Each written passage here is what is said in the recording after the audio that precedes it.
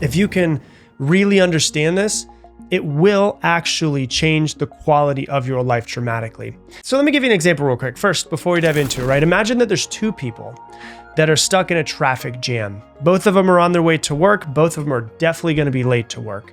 But one of them is fuming. They're pissed off. They're gripping the steering wheel. They're screaming. They're cussing. They're just griping about all of the wasted time, how their boss is going to be pissed, all of that. The other one, calm.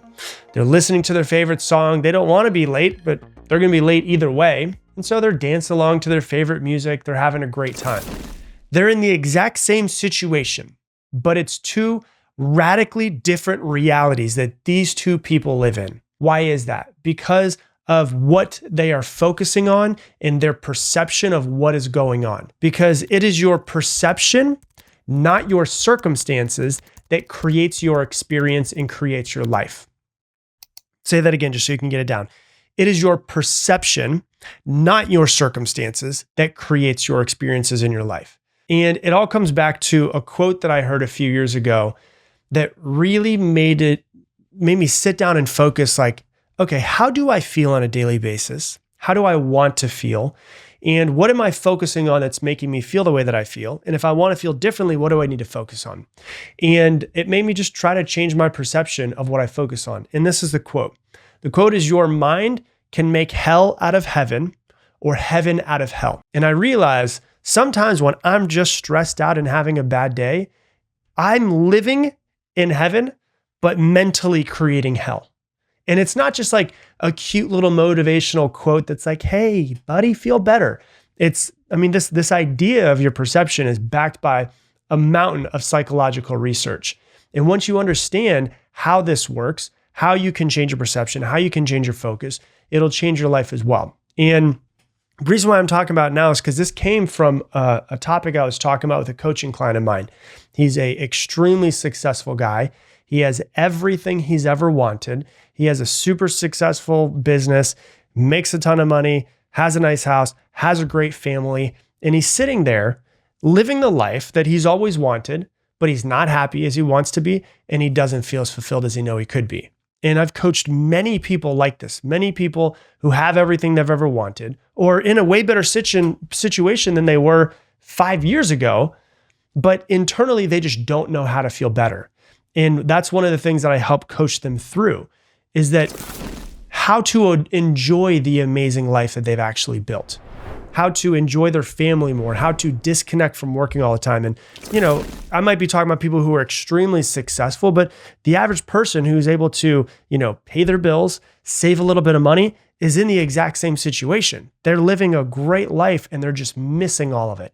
And they're sad and they're anxious and they're not living a life where they're living in what, if you were to look at like what most people's reality is in the world right now. And, if you were to go back 500 years, yeah, most people nowadays are kind of living in like heaven on earth for those people. And so this isn't abnormal. This isn't like a weird thing that some people do. It's actually incredibly normal. We all do this in some sort of way. And in order to really dive into this, I want you to understand two psychological things that will really kind of take us home, okay? The first thing is this idea of negativity bias, which I'll dive into. And the second thing is the idea of the hedonic treadmill, okay? So when you look at the negativity bias, we were not born to be happy. We were born to survive. And I did an episode on the negativity bias months ago. But when you look at it, our brain was meant to survive. And survival means noticing danger, avoiding pain, remembering things that went wrong in the past so that they don't go wrong again, and keeping that pain and the bad in the front of our mind. Now, I want you to understand that negative and positive and good and bad are just human labels. But when we say the negativity bias, it means that we're focusing on the negative, which is just completely made up by us. But we're focusing on things that didn't go the way that we wanted to, that we would label as bad. And so we're naturally just focusing on the bad more than we're focusing on the good, because that's what our brain is going to do. And the negativity bias has been studied extensively. There's a study in 2001 in Personality and Social Psychology Review by Paul Rosen and Edward Roisman, and they documented how negative events in our lives have a much stronger impact on our psychological and physiological states than the positive ones. So the negative ones have much more of an impact than the positive ones. Your body and your brain want to remember and focus on the quote unquote negative, the bad, the pain, for protection in the future. This is the reason why, we recall being insulted more than we remember compliments. This is the reason why most people can't take in compliments, because it doesn't line up with the negativity that they hold about themselves. This is why we fixate on criticism. This is why, we can have a bad day and we spiral after a bad day. And then we can have a good one and we barely even notice the good day. Even brain scans show it. When people actually see negative images in a picture, their brain lights up and fires way more than when they view a positive or a neutral one. Our amygdala, which is that fear center in our brain, kicks into high gear. And it's not because you're broken. I want you to understand that. It's not like this isn't something that you can't start to work through. We're not broken in any sort of way. It's our ancient wiring that says it's better to overreact to danger than it is to underreact and die. And so the problem with that, though, is now this same brain that's trying to avoid tigers 200,000 years ago is the same brain that now lives in a house with air conditioning and checks their emails and sits in traffic and, has passive aggressive comments that they read on, Instagram, and they flip through and they see the news about all of this terrible stuff that's happening in another country, but they're not dealing with tigers anymore. But it still treats most of those things, like the emails or the negative comments or the traffic, as some sort of a negative thing, which into the brain means threat. And that's how we end up turning these minor annoyances in our life into like personal catastrophes. And, it's natural. We will focus on the bad more than the good unless we are intentional about it. And that's how we can turn this heaven that we live in into hell. So that's the first one. The second thing is this concept of the hedonic treadmill, right? Where nothing ever really feels like it's enough. Let's say that you land your dream job. At first, it's amazing. You're energized, you're fulfilled, you're so excited about it. You're excited to go to work. Then you fast forward 6 months and the excitement fades, your brain adapts, and suddenly you're just like, I'm craving something else. You want a raise, you want a promotion, you want a new title, you want to, have more money. It's the same exact thing where when you move into a new house, you love the house and it's amazing and it's great. And then a year later, you're like, well, we don't have a pool. It would be nice to have a pool. And you start looking at houses on realtor.com. This is this idea of the hedonic treadmill. It was a concept that was first brought about by psychologists Philip Brickman and Donald T. Campbell. And it describes that we have a tendency to return back to a stable baseline of happiness. And everybody's baseline of happiness is obviously different depending on their life, depending on the way they were raised, depending on their parents, all of that. But we kind of go back to this baseline. No matter what happens to us, whether it's really good or really bad, we kind of go back to the same place. There was actually a really famous study that they did where they compared two very different groups. One group won the lottery, and the other group of people had just become paraplegics. And surprisingly, a year later, when they followed up with those people, the levels of both groups reported happiness extremely similar. One group had won the lottery, won millions of dollars, and the other became paraplegic, and their happiness a year later was similar, very similar between the two, because the thrill of winning millions of dollars wore off and the devastation of the accident that they had softened. And so we kind of always return back to baseline every time because our brains were built to adapt. And so what was once amazing kind of becomes normal. What was tragic kind of becomes normal as well. Like, I'm sure you probably have things in your life that you wanted 6 months ago. Or, I'm sure some people listening have a life right now that you dreamed about 10 years ago, but you probably still feel the same. So that's the hedonic treadmill, which, I want you to understand we can change our levels of happiness based off of what we perceive and what we focus on. But if that's the case, if happiness doesn't come from what happens to us, like somebody winning the lottery or somebody becoming paralyzed, where does it come from? Well, it comes from what you focus on and your perspective of what happens to you. Your brain is bombarded with 11 million bits of information every single second. And your conscious mind can only take in 40 of them every single second. And the ones that get through are based off of, your reticular activating system. Your reticular activating system deems what is important and what isn't important. And it deems what is important and what isn't important based off of what you focus on. And so, if you're focused on danger, you're going to see threats everywhere. Like I have friends that were raised by parents that are extremely fearful. And it is just so hard for them to get past thinking that they're in danger all of the time. They see threats everywhere. They're always in states of fear. If you're focused on lack, you'll feel poor even if your needs aren't met. You'll always be in scarcity. If you're focused on stress, you'll find more things to stress about. But if you decide, hey, I'm going to shift my focus, obviously my brain's going to naturally go towards the negative with this negativity bias, but I'm going to intentionally shift my focus, everything starts to change. There was actually a study that a lady named Barbara Fredrickson did, and it was about positive emotions versus negative emotions.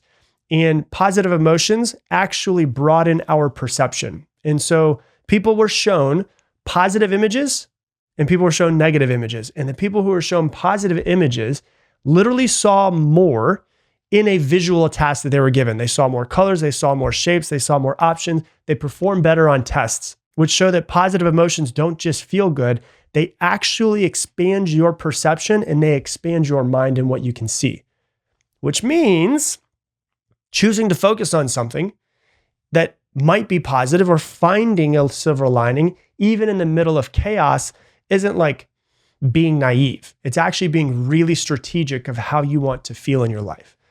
And so what we need to do is we need to actually start to rewire our brain through neuroplasticity by focusing on things to be grateful for. I would tell you, if you were to rewind 15 years ago and tell me that I would be talking about focusing more on gratitude, I would be like, okay, hippie, that's stupid. But I can tell you, after focusing on it for the past few years, actually intentionally doing it, it's not just a mood booster. Like it's a neuroplasticity tool. It's actually how you change your level of happiness on the hedonic treadmill. It's a way to rewire your brain away from the negativity bias. And so, Robert Edmonds and Michael McCullough ran a series of studies on the idea of gratitude journaling. And participants that were in the study wrote down things that they were grateful for every single week. And some didn't write down anything. The ones who wrote down what they were grateful for felt better in their lives. They reported they were more optimistic. They reported fewer physical symptoms than the group who didn't write down anything that they were grateful for. There was another study where participants wrote gratitude letters to other people, like people that they were grateful for in their life. Even if they didn't send the letter to that other person, they showed significantly improved mental health outcomes weeks and months later. Why? Because every time you focus on something good, or you name something good, or you think about things to be grateful for, you're training your brain away from the negativity bias, and you're training your brain to notice the good, which I know a lot of us, we don't notice a whole lot of good. You're basically building a habit of seeing light in the dark. Our brain will automatically find bad. We need to actually be intentional about finding the good. And I've been focusing, and I've said this for a couple of years now, of how I wake up every single morning and I focus on things to be grateful for. And every single night I, speak to or pray to whatever might be creating this whole world that we live in, and talk about all of the things that I'm grateful for before I do anything else when I go to bed. And so we need to actually start focusing more on the positive. And we actually can make the positive things stick in our brain more. We need to stop just like going to the next thing when something positive happens. We need to stop for a second and we need to savor the good. There's actually a thing that psychologist Rick Hansen explains, that he actually says that we can install positive experiences into our brain. And the way that we do this is by holding them in our awareness for 20 seconds. And so this allows them to sink into your long-term memory. And, let's be honest. I don't know if you're like me. I will accomplish something and I'm immediately on to the next thing. Or I'll get a compliment and I'm like, yeah, whatever, thank you. Right? I'm not going to say it nicer than that, obviously, the person, but I just kind of go on to the next thing. So what he calls it taking in the good. And it's really, really simple. When something good happens, pause, like let it land, like feel it for a second, like really stay with it. Because when something bad happens and it's a shock to the system, you feel it and you feel it deeply. And that's why if I say like, think about the worst moment of your life, you can recall it immediately, where you were, what you were feeling, what everything looked like. It's because it was a shock to the system. It landed.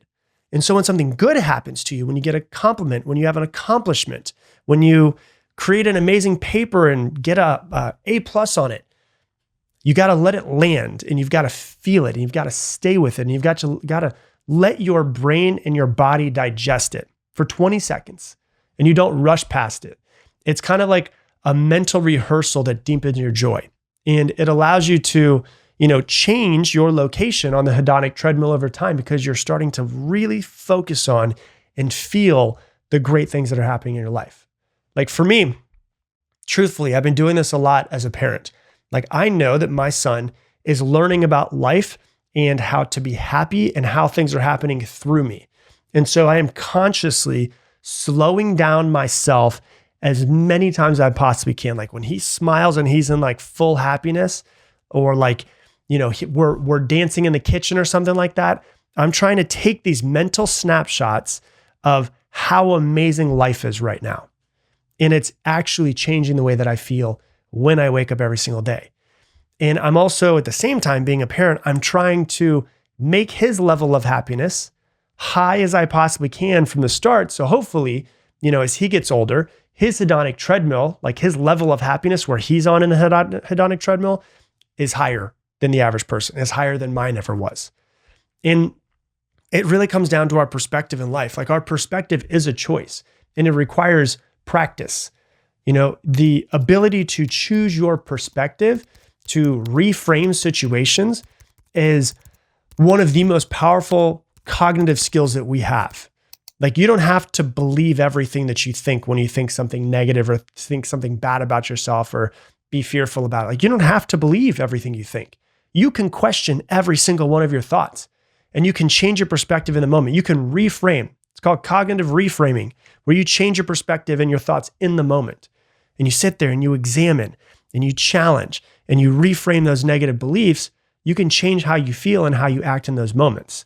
You have to understand that reframing is not like just lying to yourself. It's not, toxic positivity where like everything's going to shit and you're like, no, I'm really good. I swear I'm really good. No, it's like this idea where you sit back and you have something happen to you and you think to yourself, like, what else could this mean? Like, what part of this is in my control? What good can come from this? How can I grow from this? It's not just be like, no, I swear I'm okay, even though I'm going nuts, right? It's not toxic positive thinking. It's more like mental jujitsu more than anything else. And this is how you train your brain to find things to be happy, regardless of circumstances, because it's already trained to find the negative. I want to at least train it to find more positive. Is it always easy? Hell no, right? But I can tell you it has absolutely changed my life. I've never been so happy as I am right now. And it's not because of my circumstances. It's because of me intentionally thinking of how blessed I am every single moment. And so when we, look at everything that happens outside of us, we like to believe that our happiness and our peace and our well-being comes from what happens to us and comes from outside of us. But study after study after study show that's not true. It's not what happens to you. It's what you focus on. It's your perception of your life. It's not how good your life is. It's how grateful you are. Your brain is always interpreting. It's always filtering. It's always narrating your story. But you, if you're more intentional and you don't let yourself just go to defaults all the time, you get to shape that story. So every morning that you wake up, you get to decide, like, what is the world that I will live in today? And how can I wake up in the morning, focus on what is it I'm grateful for, and actually start to notice the thing that's around me? Believe me, it's not delusion. It's really taking full ownership for how you're going to be in your life, how you're going to feel in your life, how you're going to act in your life. And when you take full ownership of your perception, that's when your life really starts to feel amazing. Hey, thanks so much for watching this video. YouTube thinks that you should watch this video next based off of what you've been watching recently. And if you want to subscribe so you never miss another video, hit this button right here.